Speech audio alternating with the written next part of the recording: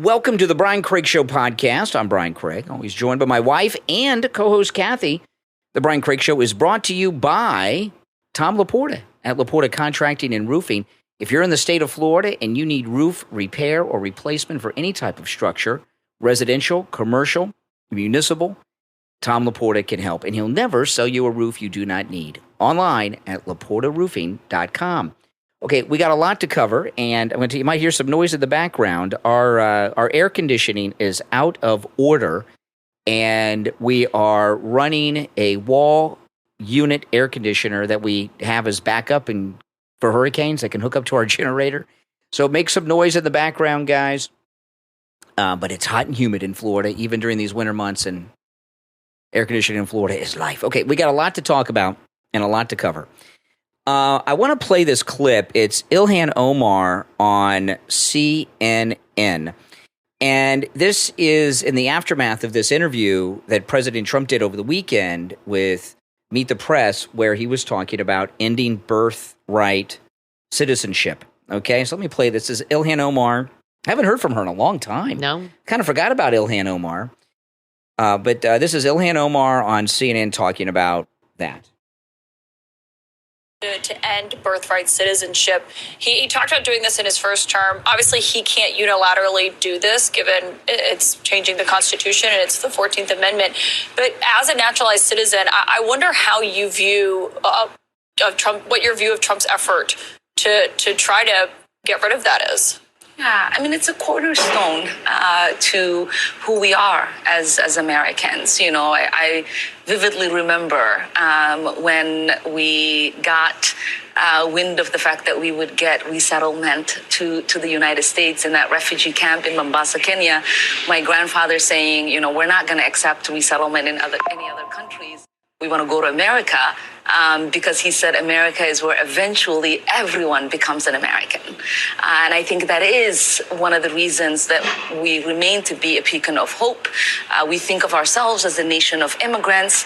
Everyone, unless you are Native American or you came on a slave ship. Okay. So a few things I got to say about this. First of all, has anyone ever heard Ilhan Omar talk so lovingly about America and the great American melting pot where everyone comes here and becomes one of the same and is an American? They're bringing that back, which, liberals did away with that like 30 years ago, but now we're the melting pot again, which is good. I agree with her on that. They've got this thing going where he's going to deport the naturalized U.S. citizens. I want to remind everyone that the First Lady, Melania Trump, is a naturalized U.S. citizen. The mother of his older children is naturalized U.S. citizen, So most of his children, all but Tiffany's mother, Marla Maples, is an American girl. But all of his other children, their mothers are naturalized U.S. citizens. And they're like first-generation Americans from the mother's side, right? So this idea that he's going to deport naturalized U.S. citizens, does that include the First Lady? And also, does it include the first bud, Elon Musk, who's a naturalized U.S. citizen, his best friend?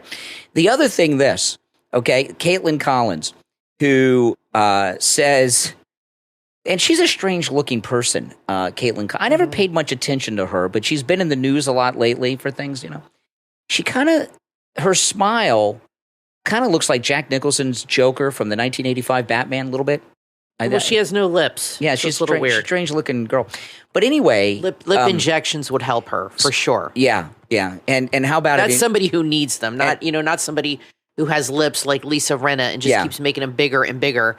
Little lip injections would actually improve her face, for sure. Yeah, and some brain cell injections might improve the content of her program on CNN since it's so vacuous. But she says... So we got a couple things here where we have two major changes with the left. The first one, all of a sudden, America is the great American melting pot where no matter where you're from, you get in that melting pot and you become an American. Ilhan Omar and CNN. Then she says, well, he can't change that. That's the 14th Amendment to the Constitution. I thought liberals always said that the Constitution was a living, breathing document that changes with the times. Now, all of a sudden, the Constitution of the United States is sacred and cannot be altered in any way whatsoever. even though they've been telling us it's a living, breathing document forever. Politically because Ilhan Omar, because Michigan went red, and the Muslims voted for Trump, and I think people in her district, and they're saying that she might not get reelected. So I think they. I haven't seen her on TV in a long time. Long time. I feel like maybe they were doing her a favor to get her on, and she's trying to be more pro-American. Yes. You're right. I mean, I've never heard her. All she does is bash America. She never says anything good about it. No, she loves it. But Trump is not going to deport naturalized citizens. It's not going to happen. What they're going to do is get rid of the criminals first. They're going to find those kids that are missing. They're going to get rid of all the criminals in the country. And the first thing they're going to do is close the border and stop the bleeding. That's already starting to happen. Then they're going to get the kids. Yes. They're going to get rid of the criminals. And he will end birthright citizenship, which he should, since we're the only country that has it. And what she said is very interesting. Everybody eventually becomes a citizen. Well, that's a problem. It shouldn't be that way because that costs us money. And there should be some kind of a program where you become one, but it shouldn't be just an automatic thing, and it shouldn't be granted to people. Look, hey, my mom was not a citizen when I was born. She didn't become a citizen until 1977. I was 7 years old. And she was married to an American. But my dad was. My dad was born in Ohio. My dad's family goes way back to the 1800s in Ohio. So, I was born here. I don't consider myself an anchor baby because my dad's an American, and nobody's against immigrants coming here. And my mom was here legally. She was a nurse. She was working. She had a green card or whatever they had back then.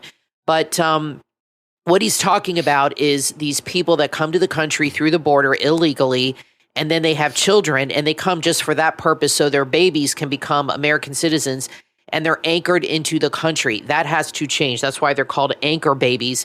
They come here just for that specific purpose. It's a loophole. Well, it's a loophole that's got to end. The thing, what you said about Ilhan Omar is absolutely correct. What Donald Trump did in this last election is something that I did not think was possible. He brought together American Jews and Muslims together to vote for him. Yeah. She's got to get on the Trump train to bring peace to the Middle East. And I remember when Independence Day came out. And that end scene where they show the fighter pilots around the world are fighting together against the aliens, and they go out to the desert in the Middle East, and the Israeli fighter pilot is saluting the Muslim fighter pilot. And I remember when that movie came out, I was like, that's never going to happen. Even if the aliens attacked, the Israelis and the Muslims would still be at each other's throats. Trump brought them together. And you're right. Ilhan Omar is trying to sound like a reasonable person, not a radical leftist, because wokeism and radicalism has been rejected, and the Muslims are MAGA. Pivoting. I want to. Yeah. Well, let me finish on this thing here, because I have two things. Okay. Breaking news and the thing about the 14th Amendment. Okay, this is an important thing. The 14th Amendment was very specifically written in the late 1860s, involving the newly freed slaves. When the slaves were freed, when the Civil War was over, and the final slaves were freed from the southern states when they were liberated, right? There was a question, because, there was a question, are they U.S. citizens with the rights of U.S. citizens? So the 14th Amendment to the Constitution was passed to establish that the former slaves were U.S. citizens. Later, it was expanded to include the Native American Indians when the Indian Wars were over and all of that. And what's going on now with the anchor baby situation and all of that is they are kind of like using a loophole that it wasn't meant to, and they have been doing this, I don't know for how long, it seems like forever, but it's been promoted so much in media and everything else that people assume that's what it means, and it does not mean that you come here on a vacation or you step into the country illegally and your children are citizens. And when Trump was in his first term, he was talking, before COVID, he was talking about ending birthright citizenship. And he was very specific with legal scholars that he had consulted with who agree that birthright citizenship is being perverted with what's going on with the illegal immigration. So believe me, it's going to now. It's going to be over. So you said you got some breaking. Well, first thing, the Jack Posobiec just posted the Luigi hat from Super Mario sold 100,000 today. Oh, because of the so shooter? All the young kids, not a lot of people are named Luigi these days. It's very surprised. Italian name. You go to Italy, there's probably a lot of Luigis, but not a lot of people with that name in this country, I would imagine. And people associated with Mario Brothers, obviously, it's Mario's brother, Luigi. Yes. And now on Amazon, they've sold 100,000 hats. So you're going to start seeing young people wearing this. This kid is going to be a folk hero to the radical left for what he did. And some people are already getting the tattoo of the bullets with the defy, defend thing. I saw that too. Mitch McConnell just had a fall at the Senate luncheon just reported, and he's been taken to a hospital. This guy needs to retire. I don't understand these senators. They don't want to leave this job. It means more to them than their family, than their own health. They cannot walk away from this. This guy, if you watch him lately, when he gets up to speak, he's worse than Biden. There's nothing there. He's had some strokes, I would imagine.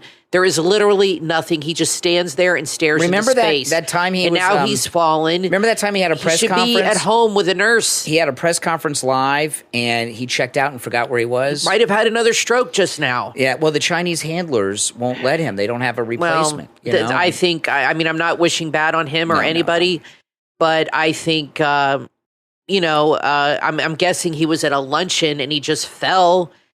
I'm assuming they never tell you that maybe he possibly had a stroke or something happened where he collapsed, and his wife should, I don't know if you can make a husband do this, but people should really call for this guy to resign. I mean, this is just absurd. These politicians staying in office when they're totally incapacitated. If he resigns, she's out too, and she's his handler.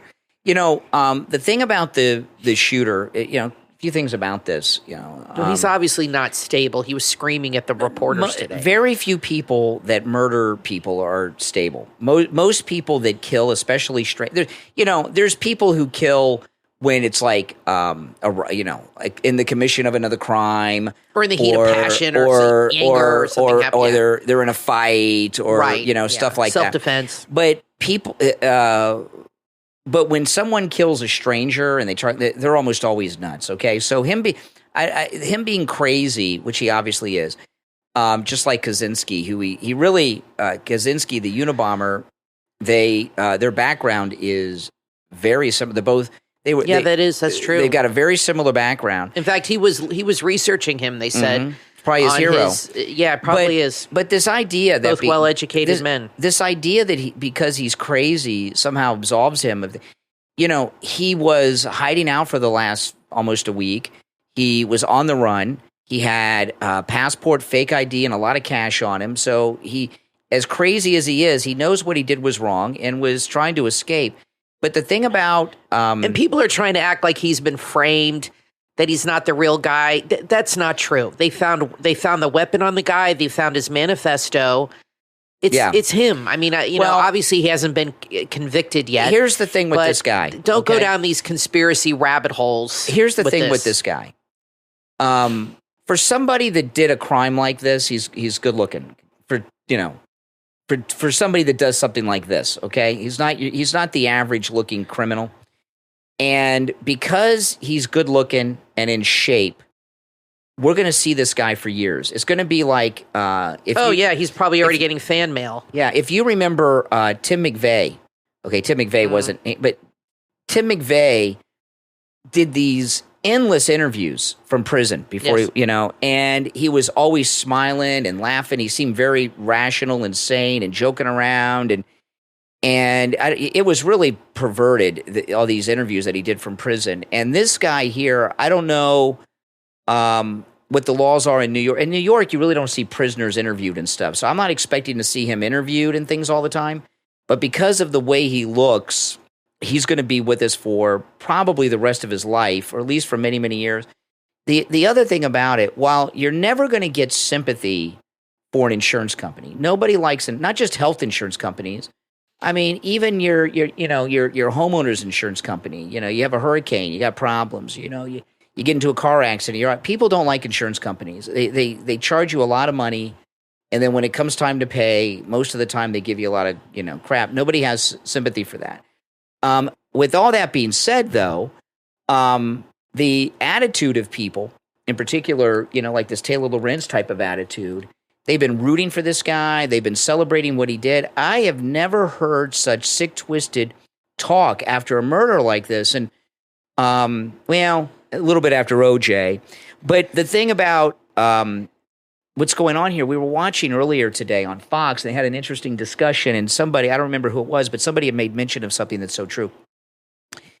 I don't know if he's Gen Z or millennial. He's like 26, 28 or something like That's this. like late right 20s. on the cusp. I'd say Gen Z. And most of the people, right on the cusp. Most of the people that are like rooting for him and excited about him and praising the sick thing that he did, they're that age group, roundabout, a little bit older, a little bit younger, same age. And what they were talking about on Fox today, and I thought this was really spot on, is that entire generation, since they don't even talk to people, they do everything electronic communication, that they just don't have personal connections with people. And when they see a man who's a father and a husband murdered, they just have no sympathy because they're so detached from people. And I know every generation has their thing. Like when we were growing up, they thought we watched too much television and it was going to cause all these problems. Yeah, and, same thing. But this is a little different because even though, our generation, I watched way too much TV, way too much. It was crazy. I was a big TV watcher. I was like Tommy TV, You were like Jim Carrey in Cable. Well, I wasn't. I don't Cable please. Boy, I'd rather be Tommy TV than that. Yeah. But I do think, though, there's a lot of truth to that there is such a detachment from human contact from that generation that they don't realize what he did. And, everybody knows somebody or knows of an incident where somebody got denied health care coverage. And I'm here to tell you, I do not have health insurance. I've not had health insurance for years. The reason I don't have health insurance is because the premium for somebody my age are very high. The deductibles are insanely high. For me to get 1 cent of healthcare coverage, we would have to spend thousands of dollars in premiums and deductibles. It basically would be insurance in name only. So if I ever need it, I'll buy. So I'm not an advocate for the health insurance companies. Who is, right? That's a decent person, but this man was just walking down the street and he was stalked and targeted by this lunatic and murdered. Well, I don't like to use words like crazy and lunatic because he's obviously struggling with mental illness. Yes. If you see the video of him yelling at the media and with the police, this is a kid who had a very wealthy family. They worth $50 to $100 million, I read. Yeah. And they did not know this kid had a mental breakdown, and they either didn't know, they must have known. Of course they knew. Must have known. Why didn't they get him help? Why didn't they get him to a psychiatrist, get him on medication, get him on lithium, get him stabilized, something? Maybe a lot of men don't like to take mental illness drugs because they make you impotent. Maybe that was the issue with him. He didn't like taking those. It's a side effect. But I'd like to know what has happened between the time he was valedictorian or even the time he was in college, where I'm sure some of these radical ideas were implanted into him. What I've known from just reading and things and living life, when you have a mental illness like that, whether you're bipolar or schizophrenic or something going on where you're not stable when you're off medication, there's usually one thing that you really obsess over, and it becomes like an obsession with your life, and you either just learn to live with that, or you get to a point where you react and do something crazy, or I don't want to use crazy, but you do something like this, which is not rational. And I feel like it's such a sad, I'm not trying to garner sympathy for this kid, but it's such a sad tragedy all around. You have a guy walking down the street, minding his own business. He just happened to be the CEO of this company. I'm not saying he was a great guy. I don't know. I don't know anything about him. I've seen videos of him. Whatever. He's a CEO. Aren't they all kind of the same? It's all about the bottom line. That's his job, to protect the bottom line of the company. That's what they do. And I told the story on my show on Gucci MAGA about somebody we knew that died from not getting approved. Yeah. And it's bad stuff. They do that they deny claims and all this. But then you got this kid who's clearly unstable. Look, the jails are full of mentally ill people that are not stable, that won't take medicine and won't get help. Something has to be done with this mental health crisis going on in this country. They don't do anything about it. Most psychiatrists don't take insurance, so that's a problem. You have to pay out of pocket, and they're very expensive. Medications are extremely expensive. That's another problem why a lot of people don't go on medications. So I feel bad all around for this whole situation, and this kid is clearly not in his right mind. I don't think it's healthy for people or helpful to go down a conspiracy route where he's not him and Nancy Pelosi and all this stuff. And sometimes a banana is just a banana, and this kid is obviously not with it. And, everything points to him being the person that killed this person. It's going to go to trial. But the left, like you said, the young people are making him a hero. They've lifted him up. And what I worry about is that encourages more behavior like this. And I really hope the media, and after this podcast, us too, just don't really continue to keep talking about this and keeping this in the news as much. Because like you said, we could live with this for a long time. The kid that did that bombing at the Boston Marathon, he was a young, good-looking kid too. His brother got killed, but you don't hear about him anymore. Well, you know what I mean? And something that about the there's a few things though about this. Of course, nobody made him out to be a hero, but they're making this kid a hero. There's a couple things about this shooter I want to mention. One, we got this picture of him, I don't remember how many days ago, and no one from his family turned him in, or his friends, or that is crazy. People that he went to school with. I know. I mean, I haven't heard anything about that, which is very bizarre. That is very bizarre. You said that to me when you came home, and I said, yeah, that's true. And the other thing about him, we know so much about this guy. We've even seen his x-rays. The Butler, Pennsylvania shooter and the golf course assassin here in Florida, we know nothing about them or where they were, anything. And it's so bizarre how much information we've gotten on this guy when we know so little about the others. And I'll tell you, if Kamala Harris would have won and not Trump, right now what they would do is they would be having a dialogue on health insurance company reform, caving to what this guy's you're probably right. manifesto. But this thing about right. Now, again, this is still developing, and we may find out that family, friends, people that knew him had been cooperating. I haven't heard that yet. But remember, the Unabomber was turned in by his brother. That's right.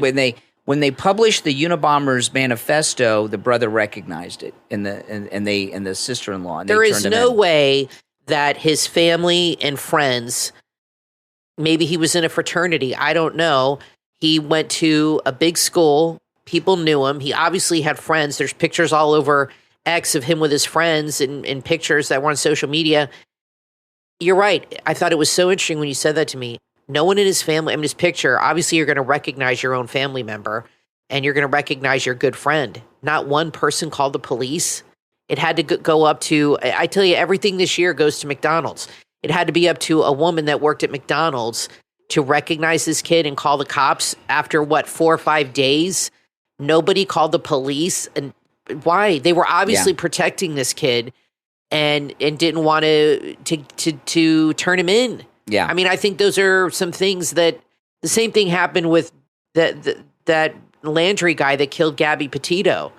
His parents apparently knew something was going on and they didn't contact the police.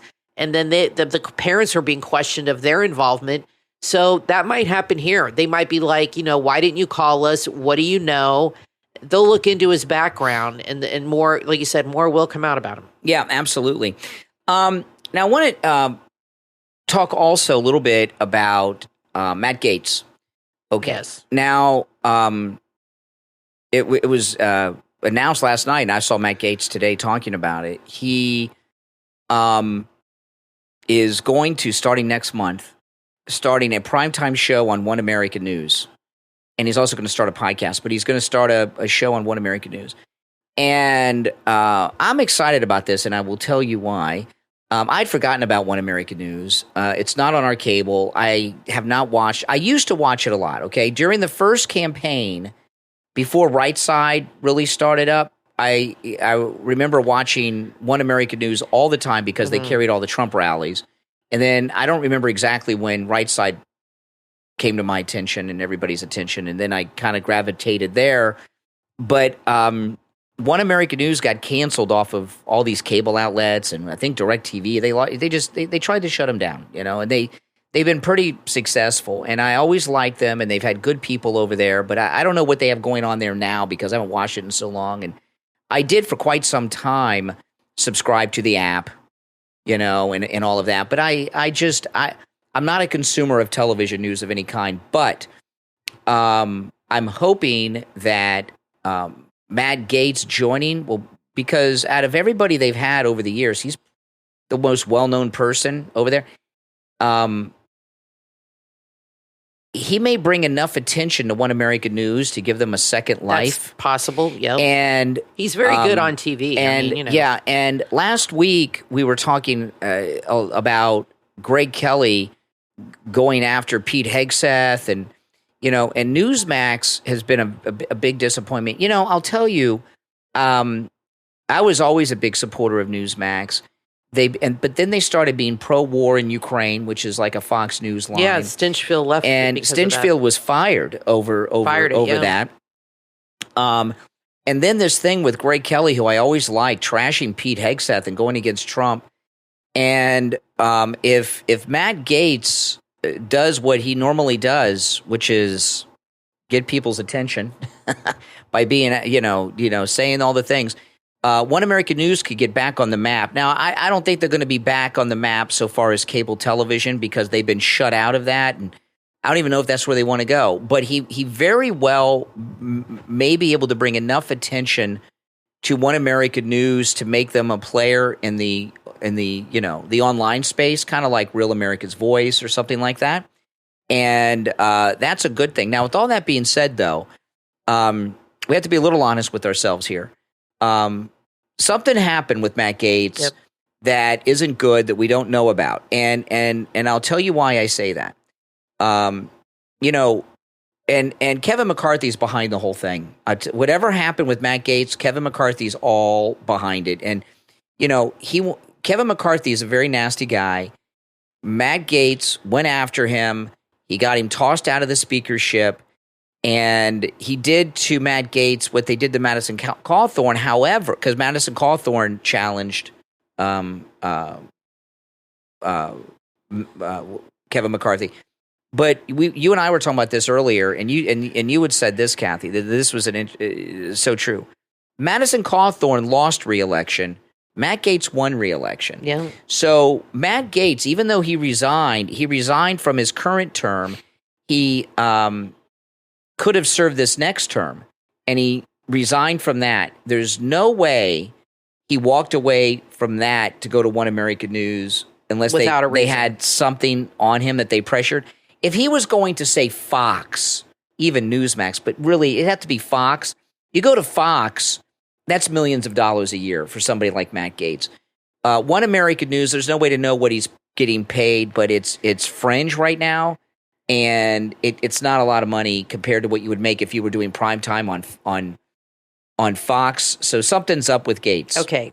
Something just broke, and correct me if I'm wrong. Did you once say that Kari Lake should be the ambassador to what? No, I was talking about this morning on the radio. Yes. No, you've said it before, though. Yeah, I know. No, I was going to bring this up later in the show, but you got to bring it up now. But yeah, okay.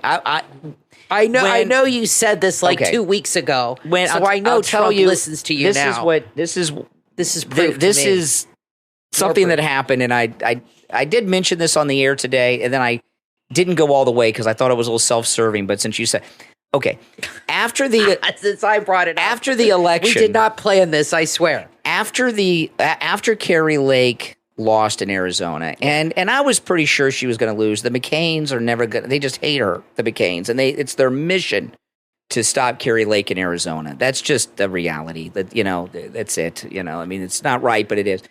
And I had suggested several times on the air that on the radio that Trump should appoint Kari Lake to be ambassador to Mexico. And then early this morning, late last night, it was reported that she's at the top of the short list on being Trump's ambassador to Mexico. Yeah. And I got to tell you, you guys do know that Mar-a-Lago was within the listening range of the radio station. And Eric Trump does listen to the show. Eric and Don Jr. That has been confirmed. Eric and Don Jr. Yes. And I'm not saying they listen all the time or every day, but they do listen and have. Yeah, they've contacted Brian, yes. And other people that are connected to the president. And I have been told by multiple people that the presidents listen to the show. Yeah. So now this is just my thing. I think my idea of making Kari Lake ambassador to Mexico is a real outside the box kind of thing. That's just not some matter of fact. Yeah, I mean, obvious in fact, thing. when you said it, I'm pretty sure I said to you, if he does that, that's just such proof that him or somebody in his circle got the idea from you. Somebody. I mean, you guys could let me know what you guys think in the comments. But so now it's happening. I was the Isn't first that crazy? person to say that, and I said it several times. Yes. And one of the reasons I said it so many times is I wanted people to hear that I was suggesting this, not to try to make it happen, but if it did happen, you guys would know that you heard it from me first. That can't be just a coincidence. It is not. There's no way that's out of every job they could give her. I think that's a good job for her. Perfect job. I don't think she should run for anything anymore. They're not going to let her win anything. I'm not saying this against her, but she has lost 2 major elections, obviously in Arizona, and I just don't think the party is going to back her a third time. It costs so much money. They want somebody who's going to win, and I'm not saying it's her fault, but for whatever reason, it's just not meant to be for Kari Lake, and I think this is a nice thing for Trump to do because he's got to do something with her. You know, she's very MAGA, and to be the ambassador to Mexico, I think that's a big deal. That's our top trading partner. And, you know, she's lived along the border.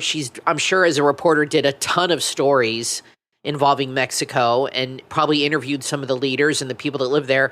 So I think that's an excellent move for him and for her. So I applaud that. I hope that happens.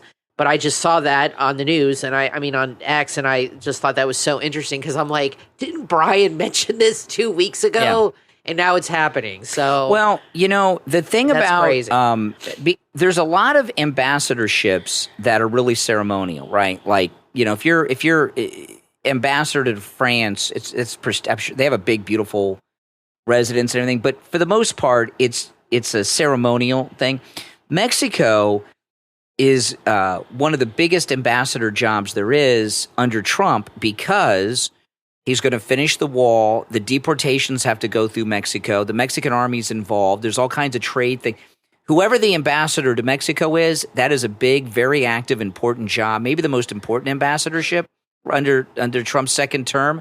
So her getting that job is not like, oh, well, she helped us out, so we're going to give her some job. That's a real job, and it's an important job. Now, I want to tell everybody about Dr. Appleton and his laser away pain treatment. You know, I was talking this morning about my arthritis. You know, I had arthritis in my finger. I didn't know it was arthritis until Dr. Appleton examined me. But, you know, Kathy will tell you, I was in so much pain, I was almost in tears. I did not know it was arthritis. And what I thought I had done was jam my finger, you know, like when you play basketball. It's funny how you can have pain in just one tiny little spot on your body. It just like it's bad. Just one little joint can just ruin your life. You know, it's like constant pain. And, you know, arthritis pain, because I don't have it now, but I had it. And I thought I jammed my finger. And Kathy, I remember I would have you like pull my finger, you know, like when you jam your fingers, you pull them out. I would have you pull it and try to unjam it. And I was like, that didn't work. So probably pain worse. But anyway, I went to see Dr. Appleton. He examined me. He says, you have arthritis. And I said, oh, great. I said, I'm done. I mean, that's it. I mean, you know. Yeah, my grandma had it in her hands. It was awful. And let me tell you, the arthritis pain was so bad. If they would have told me we could amputate and you won't have pain anymore, I would have considered it. Okay? It was that bad. And if any of you have suffered with arthritis. So anyway, Dr. Appleton, he treated me with his laser away pain treatment. And I don't know how long ago that was. Was it close to a year? 6 months, a year? Longer than that. It's been a while. Right when he first came on. Yeah. But my arthritis pain is gone, and it is not returned. It is absolutely amazing. His laser wave pain treatment works on every type of pain I've ever heard of, and it actually repairs the damage that's causing the pain, and that's why the pain doesn't return. It's 100% painless. It works. There's no drugs, no downtime, no shots, no injections. Dr. Appleton performs all the laser treatments himself. Give him a call. Now, walk-ins are welcome. Appointments are never necessary, even on Saturdays. But if you're coming from out of town, I'd recommend you call and make an appointment in advance if you're flying. Because I know a lot of you fly to Florida from out of town to see him. I would make an appointment if you're coming in from out of town. His number is 954-973-0710. 954-973-0710. And online, AppletonCairo.com. All right, we're going to take our break. I'm Brian Craig, always joined by my wife and co-host Kathy. We'll be back right after this.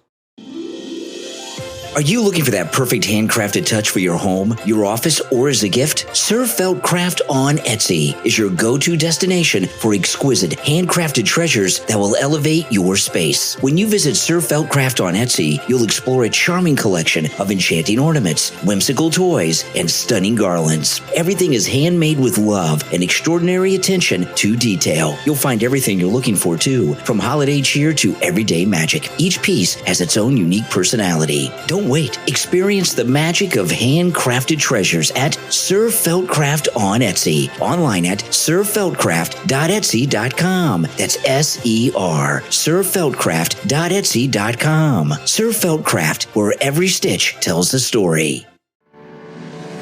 Are you ready to transform your health and your vitality? Rakapashi Organics are passionate about bringing you the life-changing benefits of Shilajit. Shilajit has been treasured for thousands of years as the destroyer of weakness. Shilajit is nature's powerhouse. It can boost your energy and stamina naturally, enhance mental clarity as well as focus, promote fertility and reproductive health, fight aging with potent antioxidants, detoxify your body, and support your gut health. Sourced ethically from the towering Himalayas, Rakapashi Organic Shilajit is 100% pure, non-toxic, and highly potent. It's packed with fulvic acid for optimal nutrient absorption. It's the ultimate boost for your wellness routine. Are you ready to start living your most vibrant and energetic life? Order today at rakapashiorganics.com. That's RAKAPOSHI. Use the promo code HEALTHYUSA for free shipping on all products. With a 30-day satisfaction guarantee, there's nothing to lose. Only energy and vitality to gain. Live beautiful with Rakapashi Organics. Start today at rakapashiorganics.com.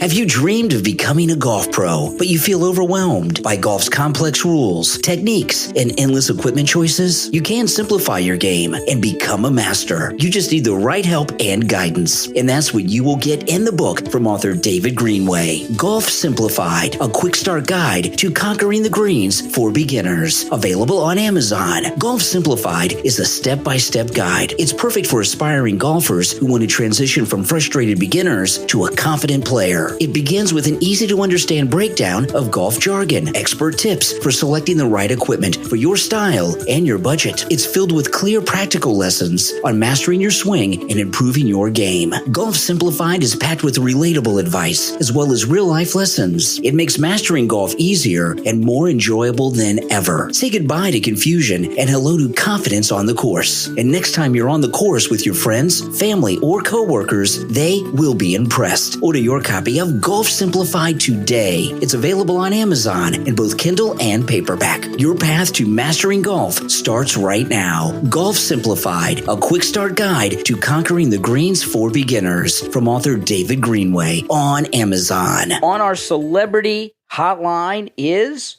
author A.J. Rice. His new book, The White Privilege Album, available on Amazon and wherever books are sold, is what we're going to be talking about. You know, A.J. Rice, white privilege is something, well, we all know it now, but I don't think I heard that term before, 2, 3, 4 years ago. And now it seems all day, every day, that's all I'm hearing. Well, it comes out of, and great to be here, Brian, it comes out of the sort of nutty petri dish of the woke humanities departments and the philosophy departments of a lot of these liberal arts colleges. It's been around longer than 2 or 3 years, but having mainstream dummies on in the mainstream media repeating something that used to just be some term of the African Studies Department at whatever wacko Ivy League that you might have in your neighborhood if you're in the Northeast, and that's where it used to stay. That's where it used to stay. But it's really just sort of classical, cultural Marxism dressed up to have an ethnocentric, skin suit on, because it's really no different.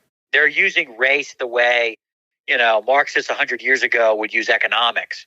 And that is to sort of divide and conquer based on identity. So, the class warfare strategy wasn't enough. And in a lot of ways, the left has to stop with the class warfare stuff in some countries, because if there's a thriving middle class and it's big, right? And people are owning homes, or people are getting bachelor's degrees, and, people are, matriculating through the system and, earning their way to higher and higher wages.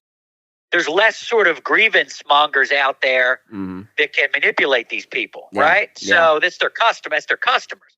So when there is a healthy middle class, they got to go about it a different way, and they go about it with race and gender. Well, with the left and white privilege, it seems to me white privilege, it's been turned into this thing called critical race theory. They've taken racism and turned it into some type of social science that they've been passing off as if racism is a legitimate theory. Wait, that racism is a theory? Well, no. Well, what I'm saying is they've taken this we started with the white privilege, and then I started hearing about critical race theory. Hear Joy Reid talk about this a lot on MSNBC. And when they call it critical race theory, it's as if this anti-white racism that they're promoting to divide people is a legitimate social science. Like there's legitimate grievances against this white privilege. Right. Now, I got to tell you, as a white guy, sometimes I wish white privilege existed. Sadly, it doesn't, at least not for me. Well, American privilege exists, and Western civilization privilege exists. And quite frankly, that's really what they're after. This is, when you hear the term, the patriarchy or toxic masculinity or white privilege, Brian, these are all code. This is code. So I'm kidnapping the code. I'm abducting their language back from them, turning it around and weaponizing it against them. Because when they're talking about white privilege, they're really talking about Western civilization, basically Judeo-Christian, Greco-Roman civilization. They're talking about the middle class, which I just touched on, and they're talking about the nuclear family, which they hate. They hate all three of these things because these things actually breed a healthy society, a healthy culture, a healthy civilization. And if you're going to take down the greatest civilization in Earth's history, and quite frankly, not all civilizations are created equal. I'm sorry, that may not be politically correct, but that's why some of them go away. Okay, in order to sort of infect and destabilize our civilization, you have to go about it in this new way, and you have to sort of infect the levers of the culture. Okay, so and it's not just the media, it's not just academia, and it's not new. This has been going on 100 years. In the old days, it was early radio and the silent picture industry and Broadway and the newspaper business. Today, it's places like Google. They're going to decide for us what's acceptable.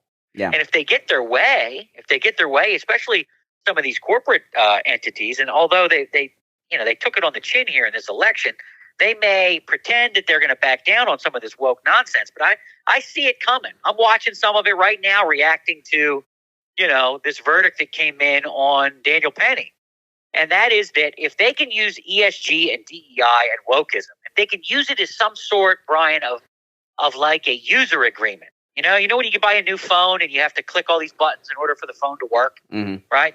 You get a new iOS download for your iPhone. Yeah. Oh, Brian's calling. I can't answer. Yes, we just accept. We hit the button. Accept. Okay. Yeah. Well, look, they use ESG and DEI like a user agreement to be an American citizen. They did. If your score is low, I heard Rice tell this joke or that joke about this group or that joke. So your social credit score drops like the Chinese have. That's right. Yeah, that's right. We're talking with A.J. Rice's new book, The White Privilege Album, which is available wherever books are sold. Well, the re-election of Donald Trump, second non-consecutive term after 4 years of extreme wokeism, you don't think wokeism is dying with the re-election of Donald Trump? Hasn't it been rejected by the people? It has. Here's what's going to happen. They're going to stop using this term. Okay, just like they stopped using the politically correct term. They will come up with another term, but make no mistake, cultural Marxists will burrow in like termites, and they will wait to reemerge. And in some cases, like I see going on now, with this, there was a fight on Capitol Hill about men going into the women's bathroom. That's right.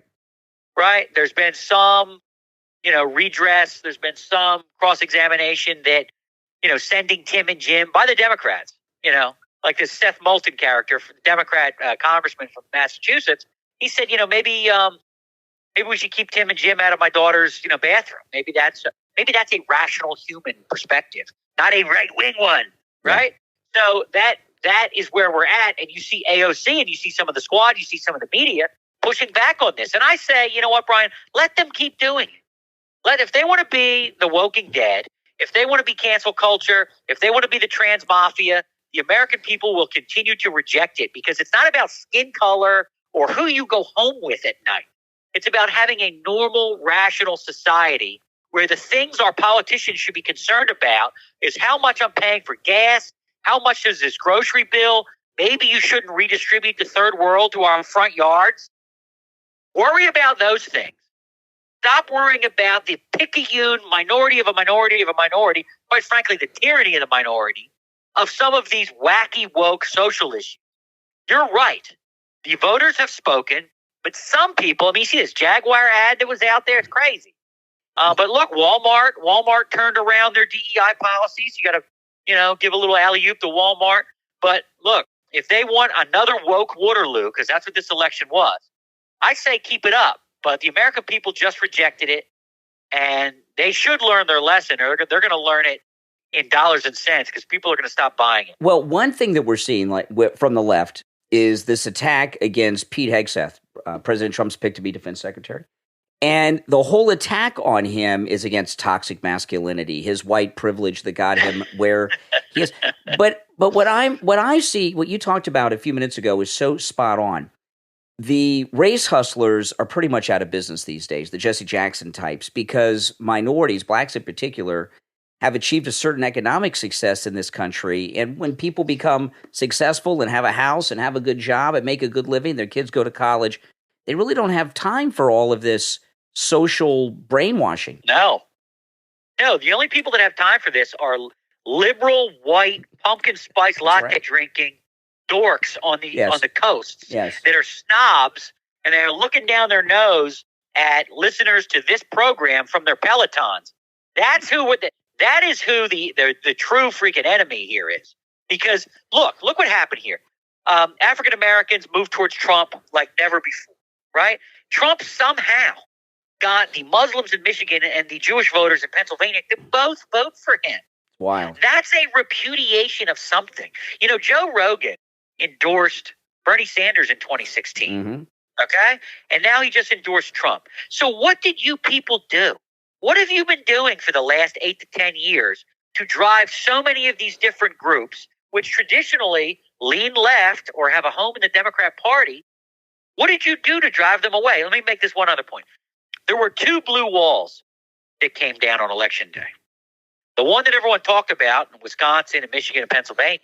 And then there was a second blue wall, Brian. And the second blue wall goes from Brownsville, Texas to El Paso, Texas. Mm-hmm. County. One blue county after another. And guess what? All along Texas-Mexican border. Guess what? Turns out that, and these counties aren't exactly filled with Scandinavians, my friend.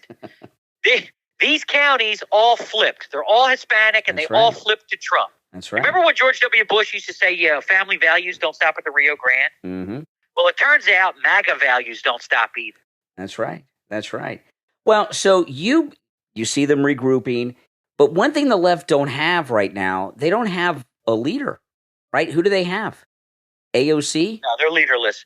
Look, this their next election cycle is going to be the first time really since Bill Clinton got the nomination in 92, that there's not some heir apparent waiting in the wings.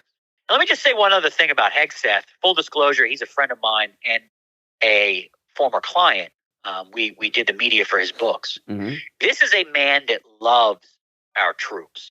This is a man that that embeds himself in the world of national security, in foreign policy. He is a straight up G.I. Joe. There is no other way to describe him. I've known him almost 20 years, long before you all listening knew him from Fox News. And I got to tell you, the guy is a patriot. They're going to try to Kavanaugh him. Maybe we'll get the Me Too. We'll get Madonna again with the pussycat hat on outside the Pentagon this time, threatening to blow it up. We'll see if the FBI responds. Well, Pete Hegseth, everybody knows that. He's a man's man. He's the closest living person to a real-life John Wayne that I think I've ever seen in my life. I've never seen anybody like this. And he, out of all of the Secretary of Defenses of my lifetime, he's got to be the most qualified. I've never seen somebody like this nominated to be Secretary of Defense. Well, let me tell you why all the cabinet picks, a lot of which are our clients, are getting messed with. They're getting messed with because Lincoln was the great emancipator. Reagan was the great communicator. Trump is the great disruptor. And if you look at RFK Jr. or Tulsi or Michael Waltz or Hegseth or any of the Kash Patel or any of these people he's picking, Pam Bondi, they are all disruptors too. So Trump is casting a movie here. Talk about John Wayne, exactly. Gary Cooper, exactly. Right? That's what we're dealing with here. Trump is casting a movie of disruptors. That's because right. Each one of these people need to go into these departments, and you can't just look, the fish rots from the head for sure. But you need to not only take the head off, you need to go 10 levels down. You need to drop a bunker buster on the bureaucracy of each of these departments. And that's what they're being sent in there to do, which is why you're going to see coordinated, crazy attacks on most of these people when it comes time for the confirmation hearings. They're going to try to turn all of the Democrats and the media are going to try to turn each one of these things into a show trial like they did with Brett Kavanaugh when they rolled Nick Nolte's sister in there and tried to claim that he did something to this woman. Yeah, well, look how that turned out, though. We got Kavanaugh on the court, and they lost.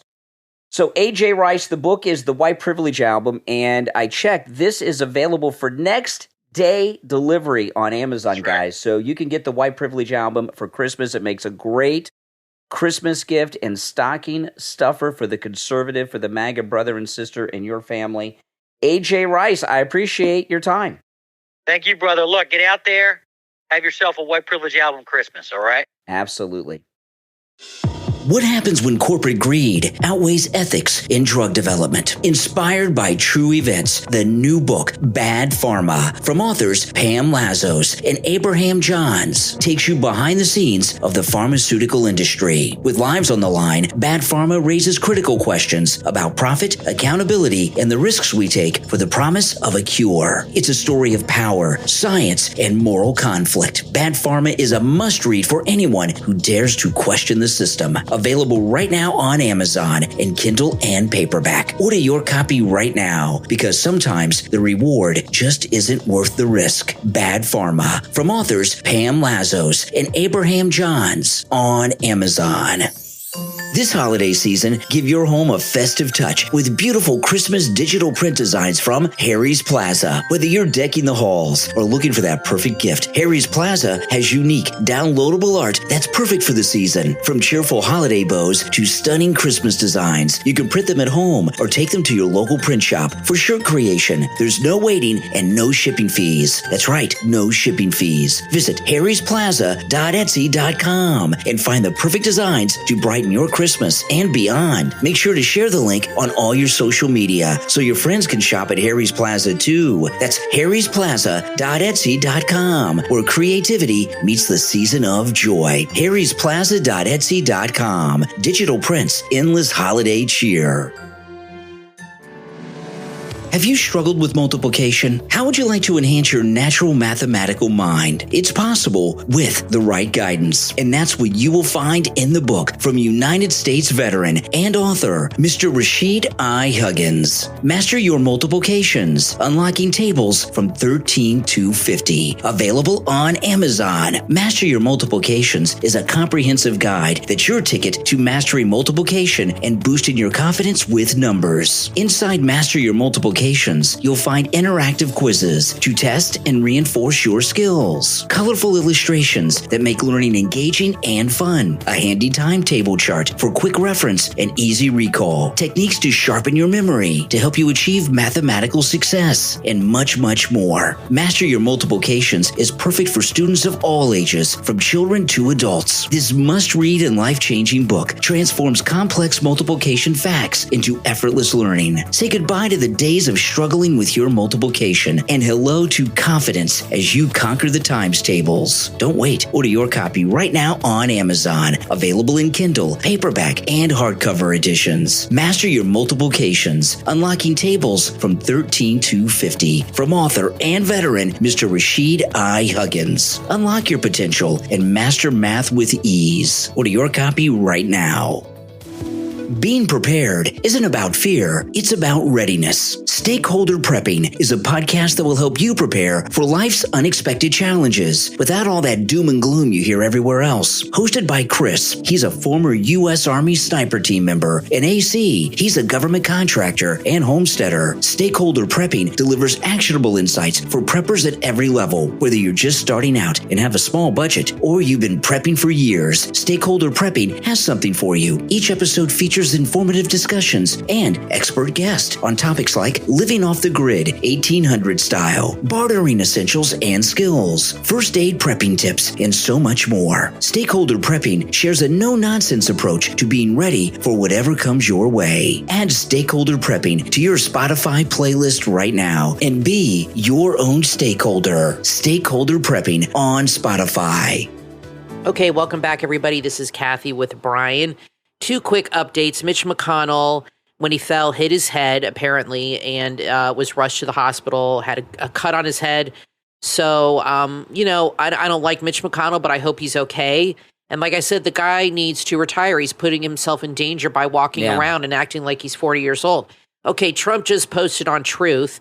This is very interesting. Any person, this is Donald Trump, any person or company investing $1 billion or more in the United States of America will receive fully expedited approvals and permits, including, but in no way limited to, all environmental approvals. Get ready to rock. So any company that's going to invest $1 billion or more is going to be fast-tracked to manufacture. That's what he just said that. That's fantastic. What he's trying to do, and it'll work, is get these factories that are in China and Vietnam and everything back in Mexico into the United States and get big tax breaks. The regulations, right, are what really stop growth of these companies, and they don't have these same regulations like environmental and all these other regulations in other countries. No. So starting up, nobody wants to invest $1 billion here because there's too much red tape and there's too many I mean, look what you got to go through when you got to put a fence up around your house. And the red tape you got to deal with that, with the HOA and the contractors and the permits and this. Can you imagine trying to build a huge factory and hire people? Well, what happens, and all this stuff? So he said, we're going to make it happen very quickly now. Trump's first term, he was talking about this. In some instances, there's so many regulations, it takes 20 years to get the approvals to do construction. And by then, the investors are dead. Elon Musk was talking about something today, and this is amazing. He's talking about the need for the United States to eliminate foreign aid. And, this thing about foreign aid really started after World War II when we rebuilt Europe, the Marshall Plan, and we rebuilt Japan. And it's obvious that the way it works is this, okay? The powers that be in our government, in the federal government, can't steal money on projects in the United States that well, or not that much. But if it's done overseas, I guess because it's so far away and out of sight, they can steal money from the construction. So foreign aid serves two purposes. The first is for the politicians like Biden to steal money. Okay, like that's everybody knows this. And the other reason is what Trump uses it for, to get countries to bend to our will, but they don't use it for that. I've only seen Trump use it for that. But most people in the country, that people don't realize this because it's not a lot of fun to think about this. Most people are paying close to 50% of their income in taxes. Income taxes, payroll taxes, toll roads, auto tag renewals, the taxes on your cell phone, the taxes on your cable bill, the sales tax. Up once. It was nuts. The sales tax. Most people are about 50% of their income in taxes, but they're hidden taxes and a lot of things you don't think of as taxes. That's right. And if you add property taxes, you add all the taxes up, it's crazy. And when it's really amazing. There's been this like a great awakening in the country where, and it's happened because of Ukraine, really. People are so sick and tired of working and then sending the money overseas to these countries that hate us. You go to this country, we talk a lot about how the roads are in bad condition. We have 40-year-old airports, but the rest of the world's beautiful. I bet you in Kyiv, I bet their airport's beautiful, and we have airports that are embarrassing here. It's because they're sitting all our money. And the hardest working people in the world are Americans. I mean, Americans work more than any other people in an industrialized nation. I understand there's slaves in Chinese factories and such, But from a first world perspective, Americans are the hardest working people in the first world. Absolutely. Okay? I lived in Italy for a semester. They go to work at 8 o'clock. Everything stops at noon. Literally, the stores close, the banks close. Everything closes at noon for 4 hours because everybody goes home and has dinner and takes a nap. Yeah, it's part of the culture. Then everything reopens at 4 o'clock till 8 o'clock, and they work then. That's how it is. Well, in Florence, where I lived, and Americans work so hard, and we see our money going to these other countries. And when people are pissed. President Trump, when he was talking with Kristen Welker on Meet the Press over the weekend, and he was talking about how much foreign aid we're giving to Canada.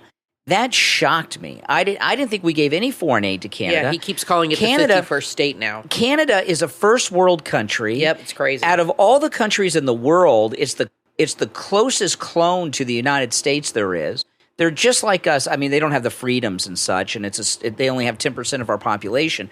But it's a first world country. Latin American countries are third world countries. In Africa, Biden gave a lot of money to Africa recently. They're still working on electrification in Africa, okay? And that's not a joke in some of the parts of Africa.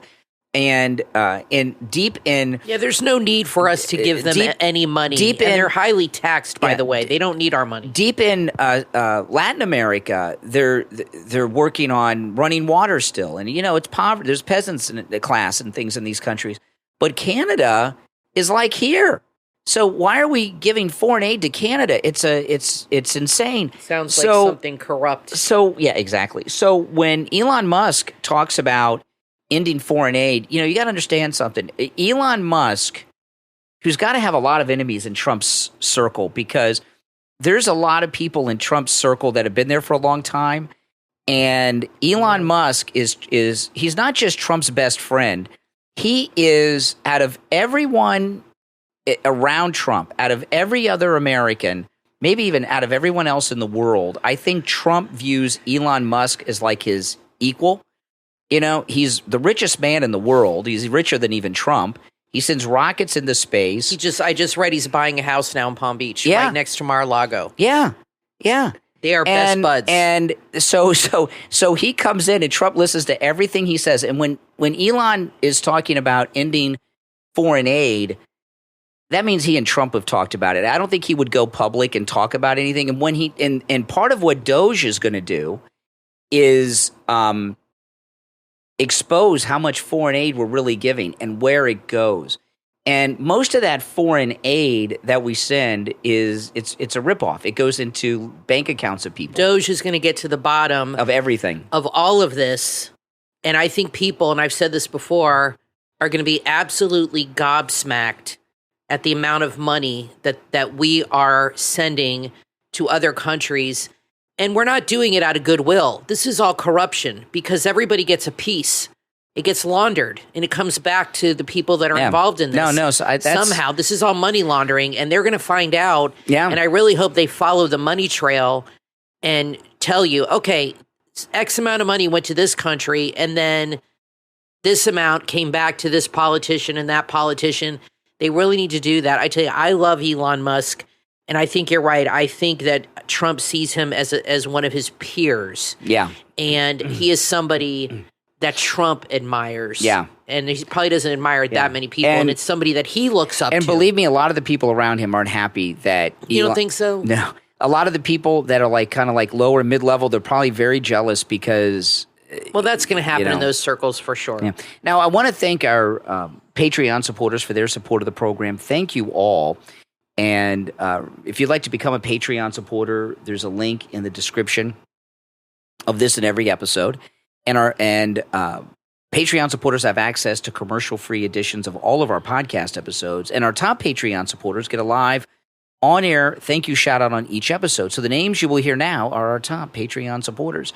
I want to thank Andrew and Connie, Christine, ETW, Chuck, D, Pamela, Rick, Nick, Wesley, Macho, Mike P, Carlos, Paulette, John, K-Mac, Alice, Richard, Maria in Texas, Heather, David, Constance, Shawna, LeeZep, Brandon, Rob and Trish Wilkerson, George, Dale, Christy R, and John S. These are our top Patreon supporters. Thank you. Yeah, thank you, all the Patreons. Absolutely, guys. It's very much appreciated. And I wanted to thank everybody watching my channel on YouTube, Gucci MAGA.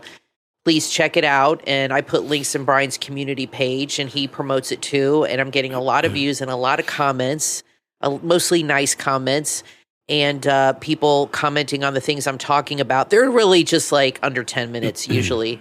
They're quick little things. It's not like a long podcast or anything, just kind of what's going on in the news and my take on it. So I appreciate everybody supporting that channel, Gucci MAGA. Please subscribe and check out the videos. You know, today Judge Janine's interviewing Daniel Penny, right? I think it's tomorrow. Is it tomorrow? Today or tomorrow? I think tomorrow. I saw both, so I'm not sure. Yeah, okay. On the 5, so watch the 5. You know, and it's so bizarre because you look at what's going on with the left, okay? The left want Daniel Penny in prison for possibly saving the lives of people on the subway. Mm-hmm. And this Luigi guy who murdered a man, they want him free and to give him medals and honor him. There was a woman on the subway so afraid of this Neely, whatever his name is, Jordan Neely, I think, that she had a kid and a baby stroller, and she put her child behind the stroller and protect her child, and protected the child with herself. She was so afraid of this guy. He was on the subway saying, "I'm going to kill somebody." I mean, what is he supposed to do? He's a Marine. He is trained to do this. I mean, what kind of a man who's a Marine is going? Your dad's a Marine, is going to sit there. You've told me stories about your dad. I mean, they are badasses. I mean, you told me one time your dad got in a fight with a guy outside of a grocery store, and he had you in one arm and a bag of groceries in the other. I was 3. And he floored the guy. I was young. I was a kid. Yeah, you were a little kid. This wasn't recent. No, I mean, these are tough guys. And he laid the guy flat. Well, I mean, what is he supposed to do? He's a hero. That's what he does. Here's the thing, okay? A lot of people get jammed up in situations, and they're different situations, okay? Zimmerman and Kyle Rittenhouse are completely different situations. Oh, for sure. Than Zimmerman's no hero. Than this, okay? He didn't have a gun, Penny. He didn't have a gun. Yeah. He just was there. And he didn't go looking for trouble. And, you know, so this, and Neely comes on scaring people, threatening people. The way he acted was appropriate. And I have seen, I've never seen something like this happen on a subway train. We don't have subways here. But we do have buses. I don't take public transportation too often. No. I used to take it before I drove when I was younger. And, I don't know how many years ago this was, but about 10 years ago, I had this really stupid idea. In Miami, we don't have subways here in Florida, but in Miami they have something called Metro Rail, which is like in Chicago, an L train. It's an above the ground train. Right. And I'd never been on it before, the Metro Rail, and that had been built like in the 80s, and I'd never been on it. You could see it in some episodes of Miami Vice. It was brand new during the Miami Vice era. Yeah, I remember. And I was down in North Miami with our daughter, and I got the idea. I said, you know what? Let's take the Metro Rail. I've never taken the Metro Rail. And it took us 2 hours to get to some place I could have gotten in the car in 20 minutes. But it was scary. There was this was about 10 years ago. There was a man who was sitting there across from us. He got on. He was sitting across from us, and this was during the day. And it was a man, and he was wearing women's lingerie. He was wearing like a slip, like a full body slip, and he was sitting there, and he had no underwear on. He had his legs wide open. I was like, oh my gosh. You do? Our daughter, this was 10 years ago. I just distracted our daughter so she didn't see and moved and just kept our mouth shut because he was screaming. And there were it was scary. Now, if you were a trained Marine. I wouldn't have jumped the guy. He wasn't threatening people. Hold on. Say he was, though, and you were a trained Marine, okay, and a big dude, like 6'4". Penny's a big guy. And you know that you can kick ass, and your daughter's with you. I mean, think about this. Daniel Penny didn't even know anybody on that train. He wasn't with anybody. He wasn't with a kid that he had. Yeah. He protected total strangers. Risking his own life. Who does that? Risked his life, got arrested, went to trial, almost ended up in prison. I mean, Bragg, there's calls for Bragg to step down. He needs to step down. He won't. But that is a travesty. Well, whenever you take public transportation, if you take it in big cities like in Miami or there's always scary weirdos on it. And, for sure, especially in New York. And I don't take it anymore. I know sometimes you'll see me on the Bright Line train. That's a high speed. We have this high speed train in Florida called the Bright Line, and it's not cheap to take. It's really overpriced. I take that sometimes. That's not public transportation. I would do anything not to take public transportation. I have never been on the subway in New York. It terrifies me. Oh, I have. It's scary. But when I was in middle school and high school, before I had a car, I would take the county bus in Fort Lauderdale. That's how I knew Richie the bus driver. Right. I used to ride Richie's bus all the time. We didn't know each other then, but years later when we were talking, I remember him because he had a big mouth driving the bus like he does when he calls me on the radio. But he had a big mouth. It's true. You wouldn't forget him if he was driving the bus. He never shut up when he was driving the bus. Never shut up. I remember him like so well. He was a lot thinner, but I do remember. But when I used to take, and I've talked to Richie about this sometimes when he calls me on the air, I have seen really scary people on the bus. I'm sure Richie's seen some things. A lot of people that take the bus are addicts and homeless people. And has Richie ever gotten in an altercation? Oh, sure. I mean, he was in Vietnam. Has he ever? He's a veteran. And a lot of them have mental illnesses and things like this. And when like Neely, obviously, he had a mental illness too, and he's threatening people. When you take on someone who's mentally ill, that even though Neely's trained and he's a big guy, Penny's a big guy and he's trained, and Neely's a little smaller guy. When someone's mentally ill, that gives them a lot of strength. It's very dangerous to intervene with a mentally ill person because not only do they get more strength with the illness, they don't have the normal filters to not do stupid things that somebody that's not insane has. So Penny, he risked his life getting involved here. He really risked did. His life. He risked his freedom. And not only did he and if he didn't save somebody, we don't know exactly what he would do, Neely. We knew what he was threatening. If he didn't do something then, he might have done it next time. And so there's no question that Penny saved someone, maybe not their life, maybe their life, but certainly saved somebody from being victimized. And let's be clear. They reported that he had a pulse after Daniel Penny let him go. So you don't want to assume that he necessarily dealt the fatal blow here. They reported in the court hearing that he was still alive when the police arrived and when Penny let him go. So who knows? But the Black Lives Matter is trying to make this like a Chauvin thing or a George Floyd thing. And they were marching in Manhattan. That fizzled. But that fizzled, of course. It fizzled because completely. Everybody knows they're a bunch of grifters. Leo Terrell talked about it, that this is a money grab. And everybody knows that Daniel Penny didn't do anything wrong. This was not an instance of abusing your power over somebody. This was a guy who just, like I said, reacted in the moment and jumped to the rescue. And we need more people like that in this world. Obviously, people in New York, they know what it's like, and they're fed up. That's exactly right. And Bragg. And Mayor Adams defended him too, by the way. Bragg is responsible for this with the no bail. Like when the guy burned down the Fox Christmas tree a couple of Christmases ago, and he was out of jail and watched them light the new one, that really ticked people off. Yes. People, this is a nonpartisan thing. People might be liberal, they might be conservative, they might not be anything. They still want to be able to walk the streets with their families without being victimized of some lunatic criminal. And I think you're right. The people on the jury, most of them probably ride the subway. And he had 10 witnesses that all said he did the right thing. How can you convict somebody when they do that? When you have 10 people that were on the train that said the guy's a hero, he saved our lives. I mean, you don't know if this guy had a knife or any kind of weapon on him at the time. Nobody knew. And by the way, as I said, Penny did not kill him. He was still alive when he let go. So this whole idea that he killed this guy, that's not even true. Yeah. And I didn't even know that till the court hearing, until that came out. I want to talk about Tom Laporta at Laporta Contracting and Roofing. We were talking about insurance companies earlier. In the state of Florida, because Tom Laporta is not just a roofer, he's also a contractor. He is, under Florida law, allowed to deal directly with your insurance company on the cost of the repair or the replacement of your roof.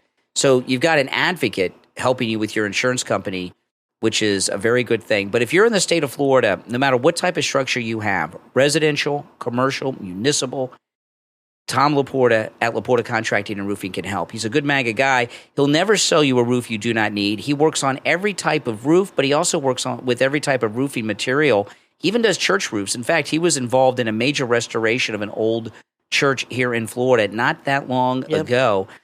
He does incredible work. He can also handle a job of any size, whether it's a small single-family home like we have, or you have a condominium community or apartment community that has 200 buildings in it.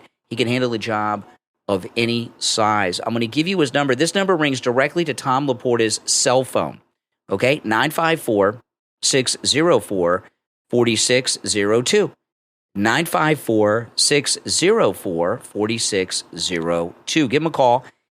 And make sure you tell him that I sent you. All right, we're out of time for today. We will be back next time. I'm Brian, always joined by my wife and co-host Kathy.